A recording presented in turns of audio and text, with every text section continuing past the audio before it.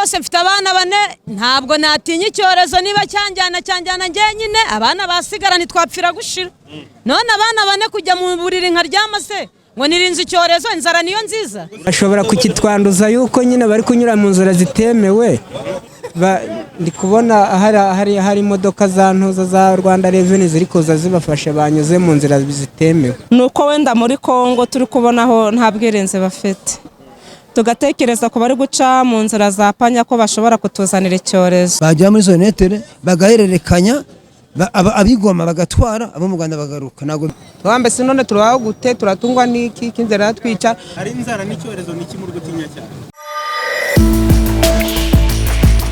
Ikaze muri gahunda zitandukanye zacu nanone twerekeje amakuru n'ibiganiro byacu ku mipaka ihuza u Rwanda n'igihugu cy'abaturanyi cya Repubulika Iharanira Demokarasi ya Kongo. Niki kivugwa nyuma yuko imipaka ifunzwe ihuza umujyi wa Goma n'umujyi wa Gisenyi mu Rwanda? Niki kiri gukorwa? Ese abari batunzwe umunsi ku wundi no kwambuka uyu mupaka babayeho bate? Abakorerayo cyangwa se abashabika muri risoko ryahanga kuri uyu mupaka imikorere imeze gute? Ntujye kure na gahunda y'ibiganiro n'amakuru byacu. Hari benshi twadutunzwe no muri Kongo tukavuga mu kwa gatandatu turishura mituweli bamba si mituweli turazishura gute bana radupandishije tutari kujya muri Kongo dutunzwe no muri Kongo ndakindi kindu hano muri iki Gisenyi ndo duhingaga benji no gucinjiro tugiye muri Kongo none ngo ibyorezo ngo byaturutse muri Kongo Ariko nk'abantu muri kugera muri Kongo cyangwa kumva amakuru yaho bari kubabwira ko bimeze bite?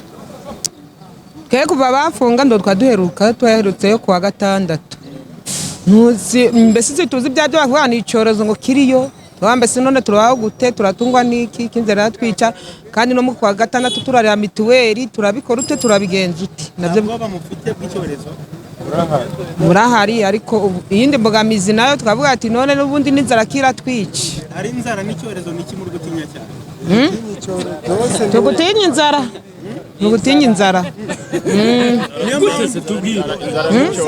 Ngandi gutinya inzara n'icyongezo cyane ndugutinya inzara Ni kubera iki zari inzara ugutinya Barako narindunzwe no muri Kongo hanyuma birumvikana hari icyorezo kandi binateye ubwoba kuko abantu bahangayikishijwe nuko bakandura ariko hari n'abafite ikibazo cy'imibereho n'iki mubona leta yakora ariko byose bikagenda neza abantu ntibapfe ndetse n'amafaranga mikorere kaboneka ingamba bakoze muri bakora ingamba wenda bakora ingamba bandike nk'amatsinda abandi yabarambuka bagasanga abandi none n'abandi basigaye ino barangure bahereza amatsinda bikore nk'amatsinda bambuka ari bakeya ariko babona ukuntu bajya barafasha dufashanye mu ndagerageze kubona icyo yajya n'udufaranga dusoza aho kwicwa n'inzara no kwicwa n'icyorezo nakwicwa n'inzara kwicwa n'icyorezo uruhande rumwe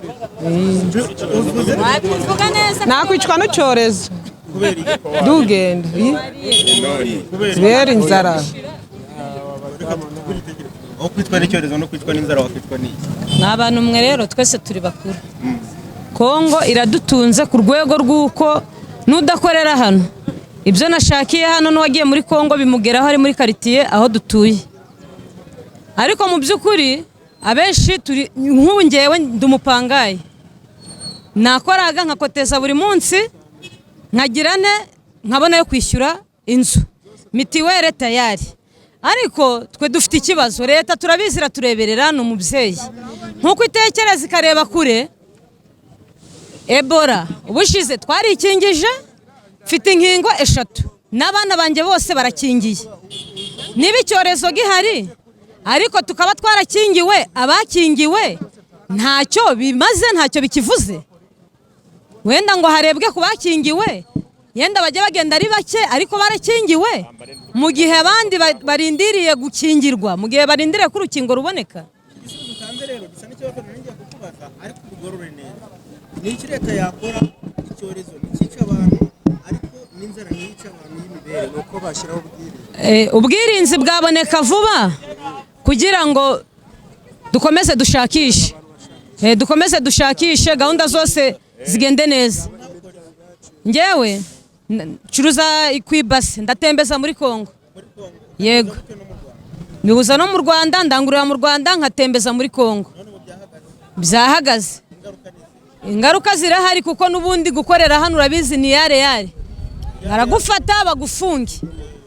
Icyo mvuga agatembeza hano mu gihugu ntago yemewe, twagiye muri Kongo, we muzunguzaye, twagiye muri Kongo dutinya gufungwa, none icyorezo turi kubona amaherezo biraba nka bya bindi byo muri covid. Muri covid byameze gute? Covid icyo tubivugira hagiyeho imisi itazwi iba 15 ivuyeho, nyuma yo hajya haguma mu rugo. Dufite ubwoba cyane pe, dufite ubwoba. Ari icyorezo n'inzara niki wahitamo iki? Ngiye rwose mfite abana 4, ntabwo natinya icyorezo niba cyanjyana njye nyine, abana basigara ntitwapfira gushira. None abana 4 kujya mu buriri nkaryama se ngo nirinze icyorezo, inzara niyo nziza. Urakora iki? Leta n'umubyeyi nibyo nakomeje kuvuga.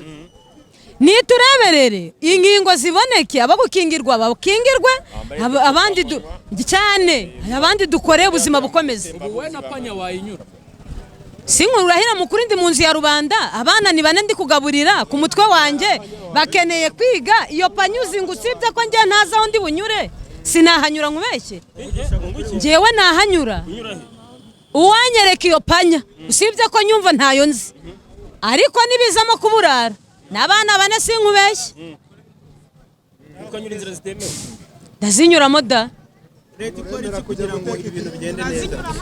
Kugira ngo ibintu bigende neza nibyo nakomeje kuvuga, ubwirinzi bwaboneka mu maguru. Ntabwo bamufite.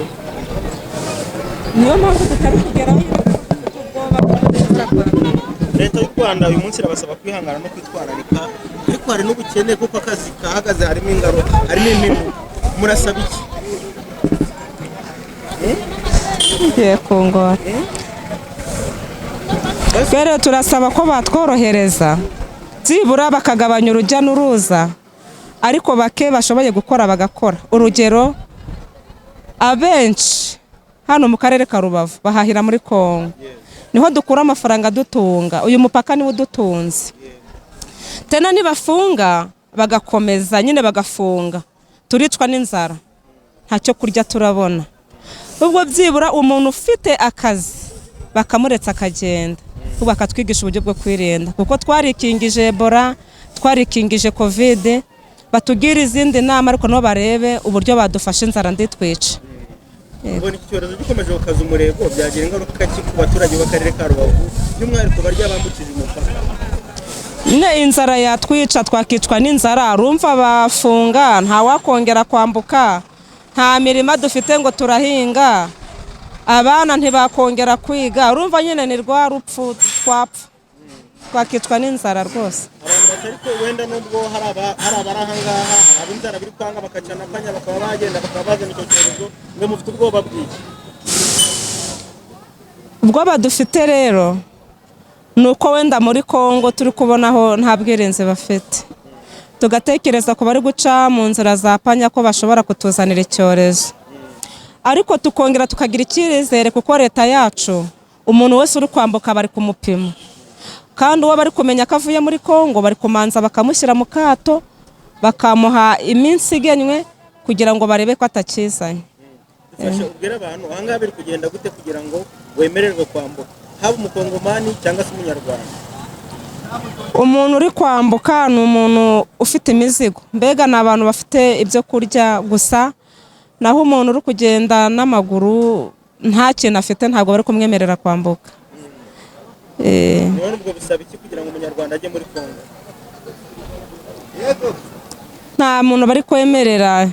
Ngo umucuruzi biri kumusaba ko ahamagara umukiriya wo muri Kongo, we akamwoherereza umuzigo ariko atagiyeyo. Yego.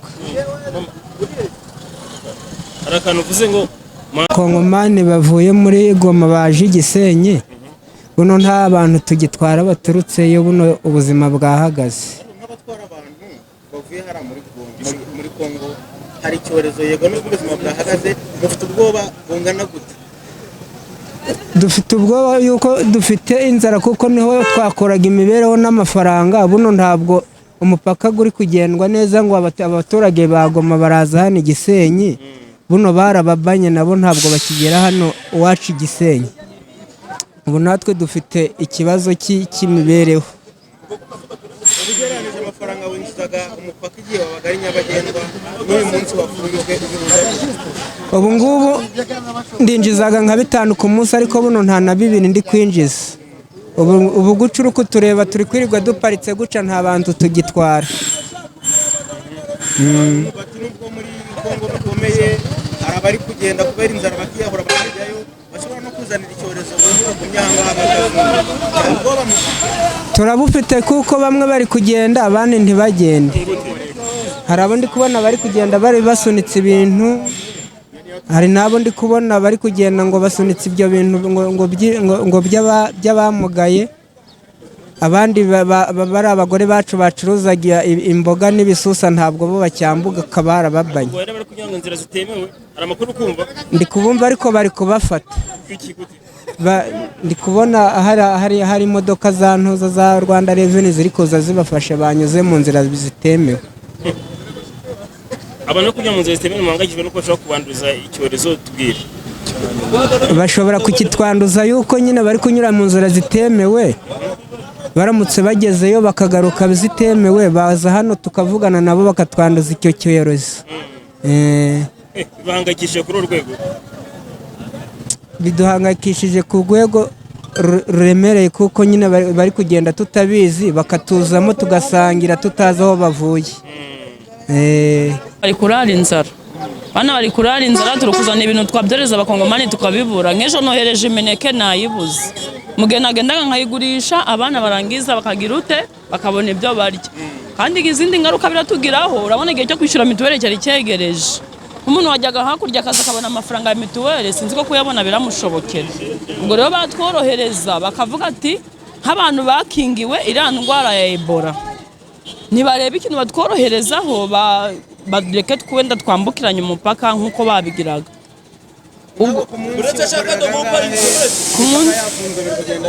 Ku munsi ntago naburaga nk'ibihumbi 2 by'umuceri w'abana mbona. Ubwo nkaba nabona nk'ibihumbi 2 cyangwa 3 nkagura umuceri w'abana nkizigama 1000. Naguzima cya 1000 nkabona uko nishyura abana ku ishuri. Aho umupaka wafunzwe urumva byose byahagaze. Nibatworohereze barebe nabo baturebeho twebwe rubanda rugufi. Abantu bafite ubwoba bw'icyorezo ariko n'ubwoba bw'inzara burahari. Na byose birahari. Bwabwe kugira ngo ibintu byose bigende neza. Nirebe ikintu ikora muri Covid baratworohereje bashiraho igipimo. Nibarebe rero baradukingiye dufite udukarita tw'umurenzi. Ibyo nzi byane ku mupaka gusa. Ariko nabyo nguru kubyumvaho. Kubyo mupaka utemewe. Oya n'abantu no kunyura mu nzira zitemewe. Oya, ibyo nzi byane ku mupaka ngewe. Kwibaza kuba umupaka wafungwa biri kugira ingaruka zihe ku bantu mukorera. Ni ubukene dufite no kuba nta kintu umuntu kugeraho cyo gukora kuko byarahaga tukava ku cyumweru. Ubukene gute tubwira? Twayaga tuvuye muri Kongo kubera ikibazo nyine batubye cyabaye ntago turi kwambuka ntago turi kurya byo ni ukuvunika umugombese ko navagirwa mfite nk'igihumbi cyane ntaho ndi kukibona ubu ngubu akazi kahagaze mbese. Ariko abantu borohereje ni abari mavu bane batwaye bigari by'abari mavu nyine n'abasunitse abasunikaga bajya muri zo netere bagahererekanya abigoma bagatwara abo mu Rwanda bagaruka. Ntabwo meye kugera muri Kongo nabo. Ntabwo ibyo bintu byumvise neza ngo biri kugenda abari mavu batwara amakinga bari mavu bari gutwara imizigo y'abanyarwanda iri hano ibyo kurya babigeza muri zo netere y'u Rwanda na Kongo bagahererekanya n'abandi ba Kongo bakabitwara bo bakagaruka. Ntabwo bemere kugerayo. Iyo connection kuba hagati yabo ntabwo bishobora kuba impamvu yo kwandura. Ntabwo bari guhura bo bari kuzana niba ari ikinga arimo akarivamo nibahure wikonga gata yicaramo no akagenda. Abantu bahangayikishijwe n'ibura ry'amafaranga n'imikorere yahindutse ariko banatewe ubwoba n'icyorezo.